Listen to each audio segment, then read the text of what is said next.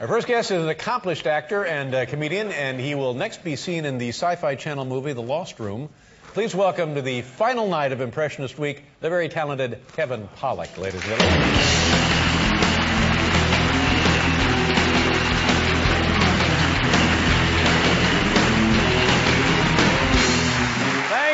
Thank you. Please be seated. It's nice to be here for Impressionist Week. It's always great to do the late show, see Paul, the great band, and Danny. This is, I'm sorry? Dave, right. Sorry. Just seems like a Danny to me.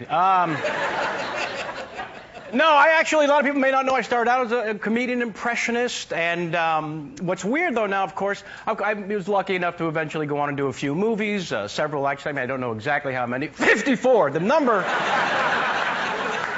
number's not important, of course. What is that I've now worked with a lot of the actors that I've been impersonating in my stand-up all these years. I mean, William Shatner certainly comes to mind. Now, there's two Shatners now. There's the Boston legal Shatner, Denny Crane.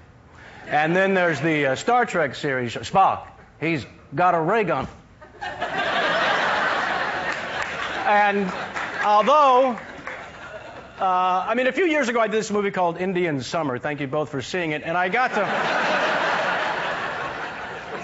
to work with Alan Arkin, one of my favorites. He and Peter Falk did the movie The In-Laws, so I was a huge fan. The first day I met him, I went up as Peter Falk. Alan, you look fabulous.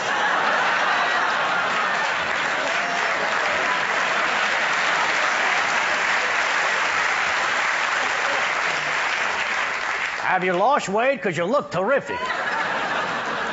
And he said, oh, my God, that's unbelievable. Now, somebody told me you do me. Is that right? And I said, no, I can't do you. Wait a second, is that me? That's not funny. Now, I like to have a little fun, so a year later, I called him at home. I got his phone answering machine, and this is the message I left on Arkin's machine. Dude, message to myself. I know there was something. Oh, yes. Get some dog food for Jesse. That's it. 2 days later, I get this message on my machine. Hi, Kevin, it's Alan. You know what? That's not funny. No.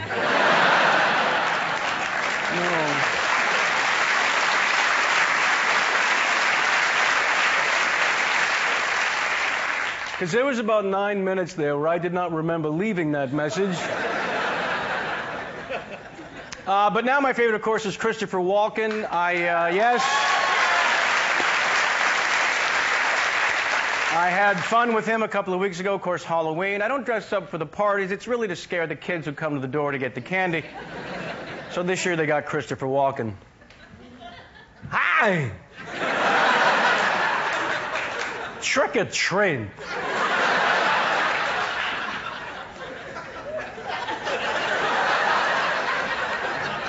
That's a damn good question. Trick, treat, quite the conundrum. Having said that, my young costumed friends, as fate would have it, I too have a question. Which one of you little kids can guess what I've buried under my house? Hey, kids!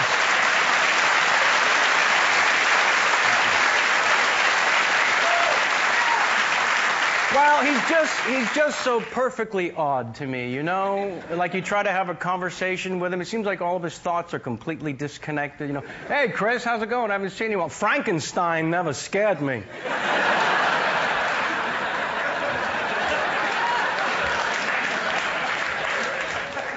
Really? Marsupials do. Because they're fast. And they dart. That's crazy. I recently met Christopher Walken. Very strange. Coming out of a party in Los Angeles, and there at the end of the driveway, standing alone, looking a little lost, was Christopher Walken. And I said, Chris, is everything okay? Stranded. I've been searching for an hour for the bastards that brought me. It's clear to me now. They're gone. So